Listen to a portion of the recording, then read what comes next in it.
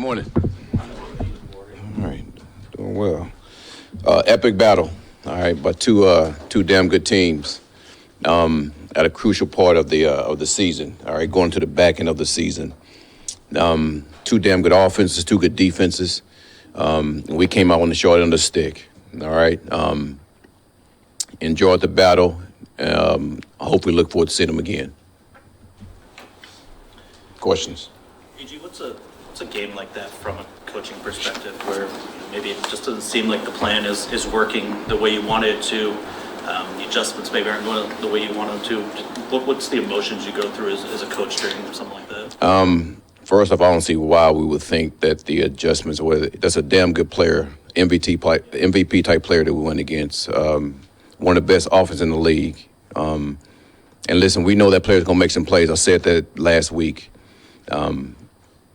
And they did a really good job. All right. I mean, he threw some balls up and they came down with them. All right. When you go back and watch the film, look at the passing game was him moving around, right, and just finding guys open. That's pretty hard to do as a defense when you got your guys covering for that long against a guy like that. We had him wrapped up a couple of times, didn't make the tackle. But our guys understand that. All right. So as you go back and look at it, all right, obviously you want to do some things different. So I think that happens on both sides. But again, man, that's a pretty good player. Pretty good player. With a game like that, because a couple of your players said the same thing. The coach would see them again. Yep. Did you start thinking immediately about what you do different if you did? You wait till when? No, I go on to the next game. All right. So right now we're about to get ready to play the Bears. Another good team that has skilled players that we got to be good with. Have a quarterback that's emerging right now, and obviously, like I said, but skilled players, we know who those guys are. So we got to do a good job with those guys. Speaking of the Chicago game, just almost a tale of two halves. Yep. Obviously, it didn't score in the first half, had some success in the second. What did you learn in the second half about Williams, this offense, that maybe you have to prepare for this time around? Man, he's very resilient. There's no quit in that player. It's funny that the narrative that so many people want to put on someone when they really don't know who they are, that is funny to me. And that happens to a lot of these young quarterbacks that's in this league. They get beat down so much that people really don't see the things that they go through, right, to be a top player, especially a number one pick. And you can go through the years of some of these guys. Think of the quarterback that Minnesota has right now. He was beat down so much with the Jets, and now he's having success. And now these so-called guys that think they know what they're talking about, right, have no idea. Now, when I see the same thing with this player, I'm not saying that his career is going to end up the same way, but I think he's a damn good player. He has a lot of talent. He has talent around him. He's have to continue to learn and grow and understand that. So, in answer to your question, we have to make sure that we corral him. All right, we have to make sure our disguises have to be on point against this player, because if he see it, he's going to get the ball out and he's going to find out where he needs to go. So, again, emerging player. I think he's going to be a damn good player in this league. And we got a test for us. A couple of the guys were saying that they were told that when Caleb was along the sidelines to make sure you hit him, because was that just because he had a tendency to kind of sneak? We up hit anybody that's not. If you're in bounds, we're going to hit you. Yep. Khalil, you guys have had a lot of attrition on that side of the ball, but what about the versatility of your secondary kind of gives you confidence that you can weather that storm? And that's something I've been talking about all year, that we have a chance to move people around to make sure that we're in the right positions to make those guys successful. And listen, those things hurt. I mean, when you lose players like that, it always hurts. I'm not going to sit here and say it's not a frustrating process that those things happen, but as you think about it, the way that I look at it, probably totally different from other people look at it. I'm not frustrated for me, per se. I'm frustrated for them because of the season those guys were having. And I always look at it from a player perspective. I was talking to someone this morning. You take Hutch, for example. I think Hutch has 7.5, almost 8 sacks. I think the leader has 12 sacks. So just imagine if he was still here, what he'd be doing, right? So that's where my frustration comes from, right, from what the players have done and what they could have done as the season progressed. Especially when you used any like motivational type. We saw Dan come super positive this week, where it seemed like the outside world was the sky is falling, kind of that type of deal. But how have you approached it, man? Have you Guys, we're 12-2. We're 12-2. and the sky's falling. We're going to the playoffs. We're in the dance. We're in the tournament. Why in the hell is the sky falling for us? What do we have to sit back and be sad? I mean, we left to you guys. We let you guys do that. Our job is to go play football. And that's what we're going to continue to do. All right? We lost one game. Well, 2 games. We lost 2 games. We have a chance to win out, all right, and accomplish everything that we want to accomplish. So why should we sit back and wallow and think the sky's falling? It's dumb. Just to follow up on that, you are losing Aleem McNeil in the middle. That's probably why people think the sky is falling. How big of a challenge is that? Not just him, but all the other pieces that have gone. Listen, we've said this from the next guy's got to come up and play, right? That's the reason why they're here. And I've said this also. I'm not going to disrespect any of the players that we have here because they work their ass off just like everybody else. And I hope you guys don't do that also, all right? Because they deserve a chance to go out there and play whenever their time is to go play. Our personnel department does a really good job of finding guys that fit who we are, and we're going to put them on the field and we're going to play. Back to Nolan's question about the versatility of your secondary, it seems like you could go a lot of different directions Yep. with how you want to mix and match back there. I'm just wondering your process. Do you have plans A, B, and C, and you test them all out in 1 week, or do you try one a week and then maybe adjust next week? How do you go about finding what's best for you? Well, it guys? all depends on the team that we're playing against and the matchups that you have. And I think in this league, that's what you want to make sure that your matchup is in a position to where you can get the best of the other team. And we've been fortunate, to have guys like Branch, like Kirby. If his clock has started, all right, on how we can utilize him. E-Man, how we can utilize him. And then we just look at what that team has. Man, what are the matchups that best fit?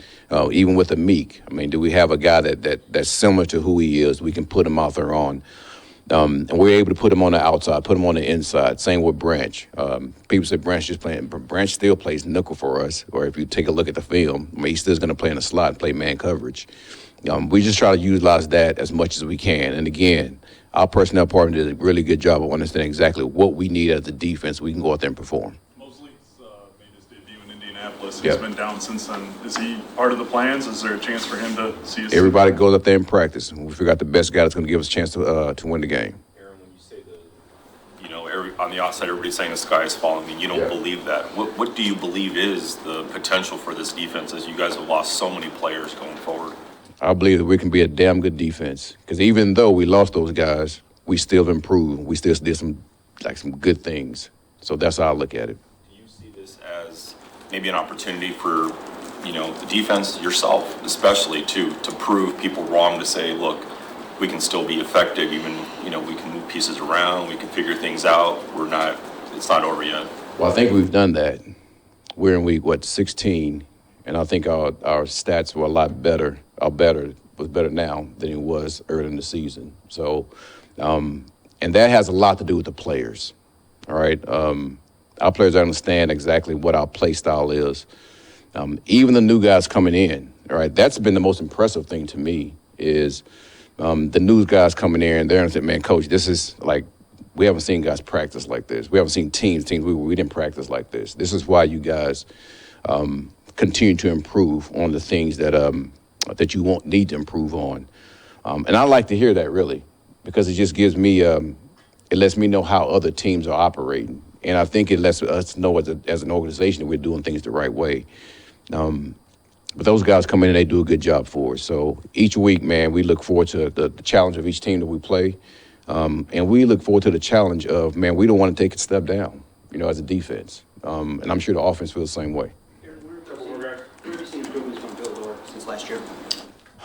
Listen, Vildor has always been the type of corner that's going to go up and challenge, regardless of who he's going against. But now just understanding in the totality of what we're doing on defense, that's where he's improved. Really zone coverage, because we play a lot of man coverage with Vildor.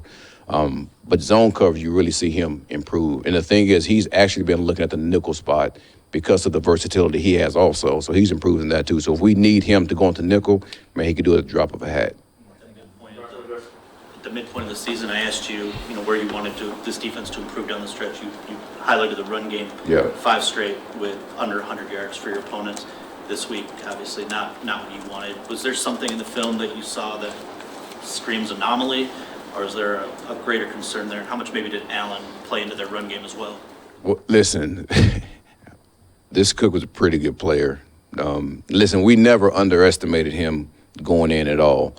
Remember, he ran a whole lot harder than I thought he would run. Totally different from his brother. All right, and I just thought he came out and he had a damn good game against us. All right, it's something that we have to look at because that's the number one part of our defense. Because we're not letting people run on our defense, and he did a really good job. So we're going into this week to make sure we don't let that happen. I just want to ask one last thing about Mosley. Yeah. Just because he hasn't played much in 2 years, like, where is he at? How much rust does he have? You see him and we... Man, it's tough. And then you look at the things that he's been through. He comes in one play. What game was that?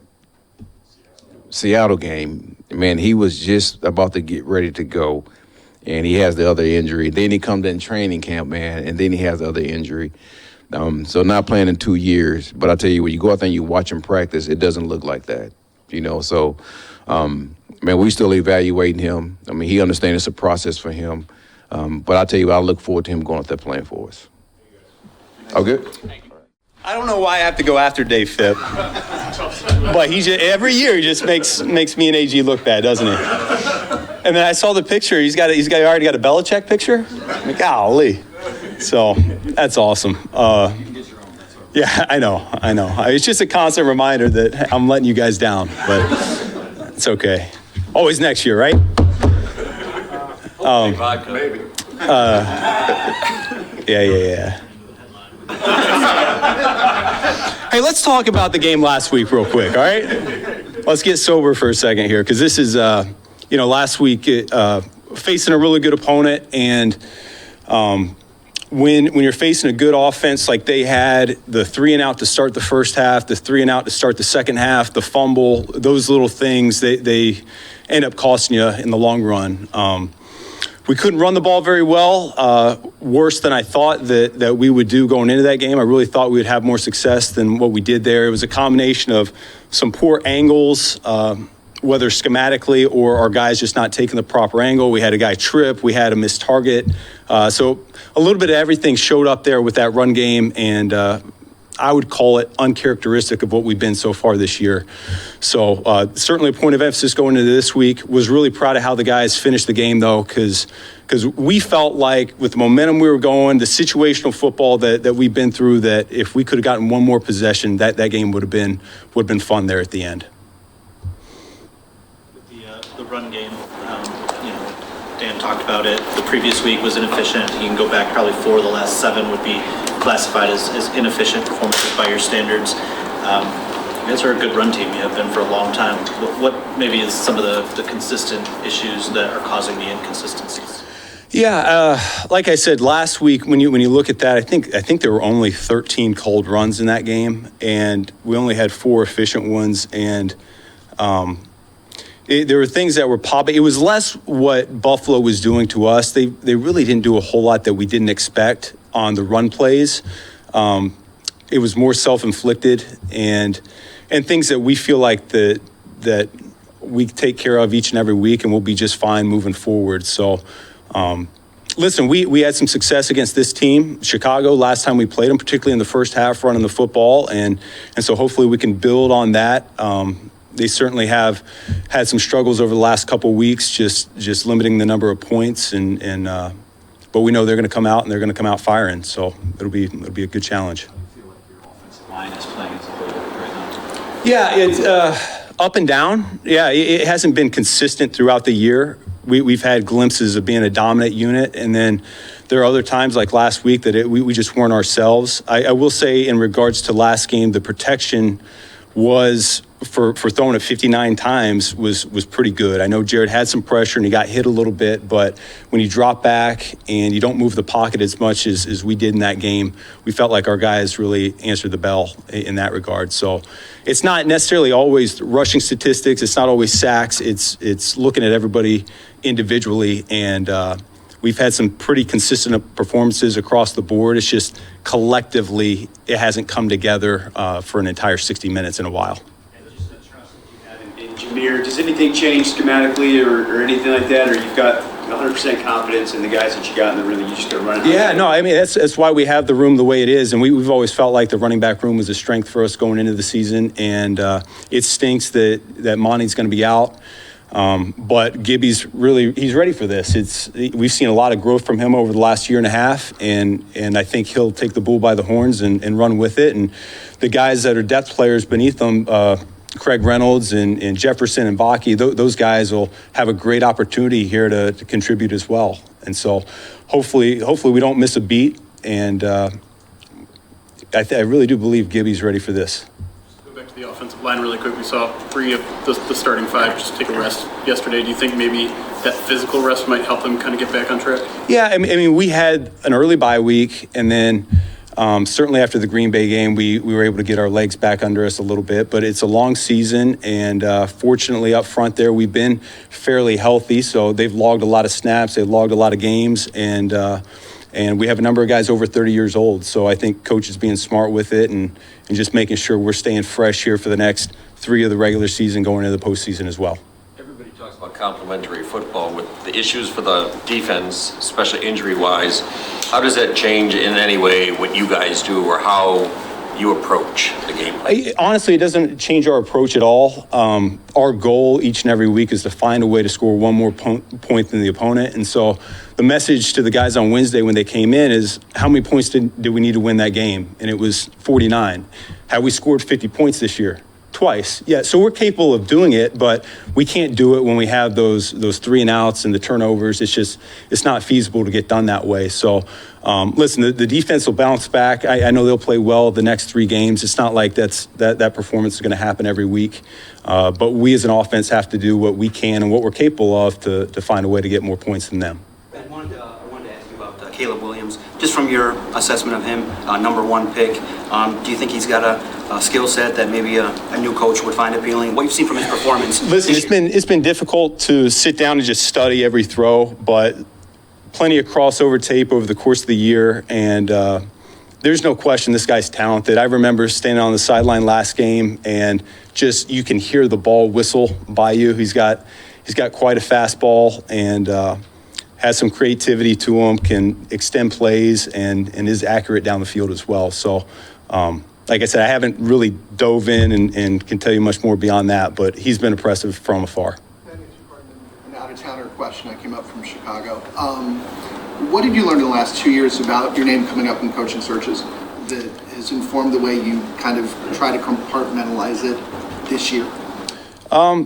Yeah, I'd say I'm much more prepared than I was the last 2 years. The local media has been very gracious on me this year by not bringing it up all year long. Yeah, there you go.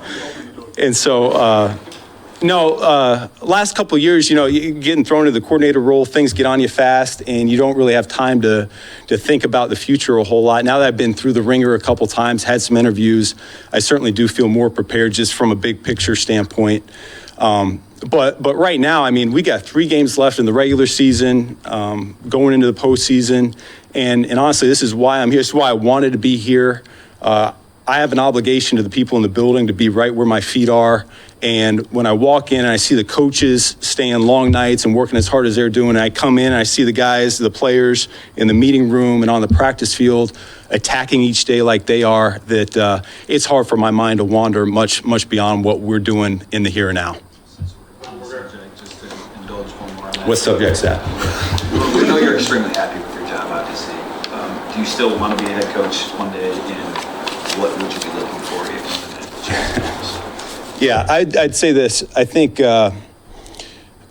there's a burning desire in every man to find what he's made out of, push the limits and see if he's got what it takes. And so, yeah, there's a fire there. Now, when that time is, I don't know when that'll be, but there's certainly a fire there.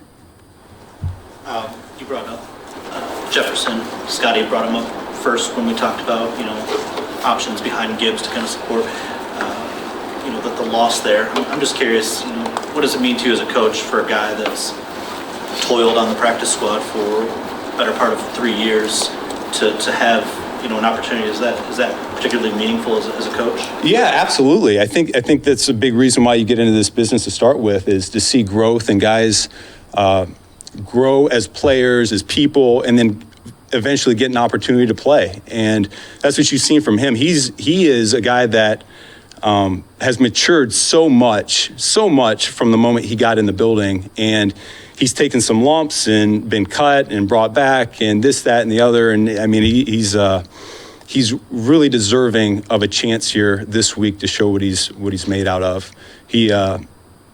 He's almost like a silent assassin. He just goes about his business. He's coming in, he's working. Don't even hear a peep from him, in the unit meetings. And but when you're watching him on scout team and how he's going about his job, he's taking it very seriously. He's very professional, and I'm looking forward to him getting a chance this week. Do you find it at all amusing or even bewildering that the Lions' Super Bowl chances seem to have taken a huge hit because of the injuries when you still have the number one scoring offense in the league? I think anything can happen in this league, and we knew injuries were going to happen going into the season. And listen, we don't want them to happen, but just like Coach has been saying all week long, no one's going to write our story for us. So we got a great opportunity in front of us this week to win this game, and then we already know we're going to be a part of the dance, and all bets are off once we get in there. Different varieties of onside kicks do you have in the bag, and I guess how many do you go into a game just feeling really good about? Yeah, throughout the years that number would vary. It's totally different. The one thing that we do is anytime we practice our onside kick, we also practice the opponent's onside kick. So we're working our hands team, and when we do that, then it gives me a chance to see like Jake Bates, for example, kick a lot of different kicks. And so you get a chance to see what you think he does best. To me, what's best is anything you can repeat over and over again. So if you see him hit a ball and then you see him hit that ball the same way and it goes to the same spot again the next time, and then over time, if you feel like, man, that's a good kick, he can repeat it over and over, then you kind of like that. And that's really what came down to the second one. The second kick, our plan going into the game was the first kick. And we really didn't have this volume of, okay, well, kick number 2, kick number 3. I mean, at some point you got to weigh, time and energy and effort and all that. And then after the way they lined up on the first kick gave us the idea that they were pretty wide out there.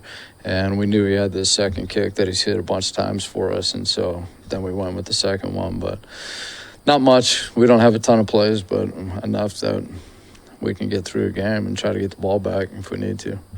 Obviously made a really incredible play on the one, but I mean, it seemed like the execution was fairly good on both kicks. Did you like the way Bates executed? Yeah, I obviously hated the result, and at the end of the day, that's what we're trying to get done is we're trying to get the ball back. So we came up short on it, but in terms of the kick, I did think that we gave ourselves a chance. I mean, there's a number of things to that. Number one is being onside. If you're offsides, you're in essence just handing the ball to the other team in that situation. So you can't be that, but you also got to play on the edge. If you don't, you're not going to get it. And so I thought both balls gave us a chance. I mean, all you can really hope for is to get one-on-one with the guy catching the ball right around the time he's catching it. And if you get that, you've done a pretty good job with the kick, I think. And so I felt like he gave us 2 great chances on both kicks. Ultimately, we would have loved to come down with the ball. Obviously, we didn't want the guy to return it that far down the field. And that's another, are you trying to get the ball back or are you trying to prevent the return? And it's hard to do both those things. Can you explain the philosophy on the second one, too? Are you trying to, blast it as hard as you can, try to knock someone's head off in order to make them fumble? What is the no, there was on that one, there was one guy lined up over the ball, and then the next widest guy was out there pretty wide. And it looked to me like they were doing that regardless of kind of the formation we were in. And so the next kick, we actually moved a couple guys around, and we cheated another player or 2 players down inside towards the middle of the field, and they didn't adjust to that. So we kind of got what we thought we might. And then really the goal was actually to hit the ball just a tick wider to the left, and it would have been in more of a dead spot right there. But ultimately to give us a chance to get there at the same time they were getting there. But Bates, after he kicks it, he runs right there, and he sort of slid. Is there, you probably have to be careful about injury. You can't have your kicker go knock that guy out. I guess there's Yeah, you get nervous about some of those kicks down the middle of the field with kicker being out there first. I felt much better about it because there's only one guy, and that guy's going to try to field the ball. Or if he's not going to field the ball, then hopefully we get the ball. So he's probably going to field the ball, so he's not really in a position to hit us. And then I think you see there was another guy coming in from the left, and Vaki knocked that guy off. So I felt pretty good about us not getting a lot of contact on him on that kick. Had they been loaded up with more guys in there, I would have been much more nervous about it. Yeah, probably not. Having to declare an onside kick before you do it, like mostly about the 12-minute mark where maybe an element of surprise could be a factor. Yeah, I mean, obviously it's more beneficial. The numbers say, you know, the surprise onside kick was much more recoverable than the obvious onside kick. But whatever, those are the rules now, and it's what we play by. Yeah. Is there anything unique about Soldier Field and, the lake right there, and I guess just what you have to prepare for when you go play down there? Yeah, obviously for us going back outdoors, I think I've told you guys before, there's some great things about it. There's some things that aren't as fun. But it'll be a cooler day. It sounds like 30 degrees. It sounds like 10-mile-per-hour winds roughly. And it depends on the day you look at it in time, I guess, but 10 to 15. It should be pretty good. Wind tells you a lot of times it's either blowing left to right, right to left, which, it would suggest that the kickers or punters are going to try to kick with that or punt with that. So, like when you play indoors, you have no idea are they going to kick right or left. The wind's really not helping make that decision for them or us. So that factors into it. Anytime it gets real cold, the air gets real dense. And with dense air, both in the ball, cold ball, and also outside, and the ball travels not quite as far. So you're looking at more returnable kick situations, both kickoff return, potentially having some opportunities to return the ball or recover kicks there. So that should be different. Punt, ball maybe not going quite as far, stuff like that. But, yeah, it's fun. I enjoy it. I mean, obviously Philly for 8 years, I enjoy playing outside, and I think there's a lot of advantages to it. I wonder if you had a chance to check in with Khalil, how he's doing and the impact of his loss. Yeah, obviously crush for him. This guy is an incredible player for us, obviously. I'm just watching the film this morning, a rep of him on punt return, holding up one of their gunners, did a great job for us. But he was a great player for us all year long, obviously. I've told you guys before, you hate seeing guys get hurt in this game. It's one of the worst parts about it. But unfortunately, it's also part of the game. I've also told you before, it doesn't make me feel better. It happened on defense, for all the guys say, well, it happened on special teams. Well, it can happen on special teams. It can happen on defense. It doesn't really matter when it happens. Ultimately, it's devastating anytime a guy goes down. But the bottom line is it also creates an opportunity for somebody else to step up. In that last game, Bijo went in there and played gunner for us, something he really hasn't done a whole lot. So I give him a lot of credit for stepping in and going. And he really helped us on the coverage on that play. So it gives somebody else an opportunity to step up, make a play, and go make a name for themselves, which is also a great part of this game. As some guys get chances, and when you get a chance, what you make with the opportunity you get, which is really much like life, so. Asked you about incorporating new pieces into special teams on the fly. This week you get a guy back that's played 1,100 snaps for you in Anthony Pittman. How valuable is it to get a guy you can very confidently plug and play wherever you need him? Yeah, it's great. It's great knowing that you have a good player who's obviously played in your system and go in there and play right away. That's obviously very comforting. But for me personally, honestly, more than anything, man, it's just seeing the guy's face in the building and the smile and his energy. It gives me energy.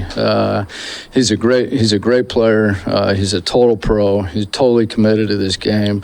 He's come a long ways. We got to see him grow up and develop. When I got here, I think he was on the practice squad the year before, but never played in a game.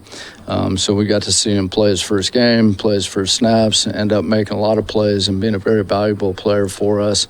And then to see him come, and I told you guys, he took a chance. He took it, and he bet on himself, and he wanted to go out there and see if he could end up being a positional player.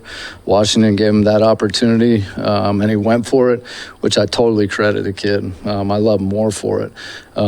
So he took a chance on himself. It didn't end up working out, and then it ended up working out that we got him back here, and he gets to play again for us, so I'm excited for that. Someone had asked me this, I didn't know the answer, but is there it's indoor, so I imagine that, but does one side of Ford Field play different for field goals? Yeah, you know, we look at all that data. We get all the numbers on kicks in the south end, kicks in the north end, whatever it is, for every stadium. And obviously the outdoors one typically are like that, which you have to be careful with because it is like, well, maybe in the winter, the wind blows differently than it does in the beginning of the season. You know what I mean? And so, and there's more misses late in the year because whatever, a lot of different reasons. But anyway, I think you do have to be careful of it. Every game could be different. But at the end of the day, outdoors is typically like that. Indoors for us, they give me the report on the indoor kicks. I mean, it's like 2% off or whatever, one way or the other, but that means it's really the exact same, you know. Whereas in the polling data, it's like within the margin for error. Oh, man, so that's it. So, okay, it is the last time I get to meet with you guys before Christmas. I noticed there's like 15 guys in here last week. There's like 20-something. Yeah, I get you, man. You guys are on to it. So the first, don't forget where we came from. We came from that building all the way down there, and we were outside in the cold, and so I got you guys a heater. And then we come back around the next year. I got you special teams for special players make special teams, little paperweight or whatever. Last year you guys didn't get fed as much, so hey, we got Mexican food. And I gave you a bottle of wine. I'm going to give you a bottle of wine again, but you guys don't know how a bottle of wine is related to special teams, do you? No. Okay, so some of you may know there's this little indentation on the bottom of the bottle. And so if you read into that indentation, some people would suggest the better a bottle of wine, the deeper the indentation. So this thing must be good. But anyways, but then other people say that it's just so that when it's sitting on the ground that it doesn't tip over because it spreads the weight to the outside. Kind of like football, you got a wide base, you get anchored in the ground, it's all good. But really, this thing relates very closely to special teams because this indentation would be called the punt of the wine bottle. So this is actually the punt of the wine bottle. So every time you pick up a wine bottle, you won't look at it the same. You'll remember me. So you guys, Merry Christmas to you guys. I don't want to know. Oh, man. I don't like receiving. I'd rather. I don't like attention. Gift that I've got the last 2 years. So I got to open this? Yeah, you go. Okay.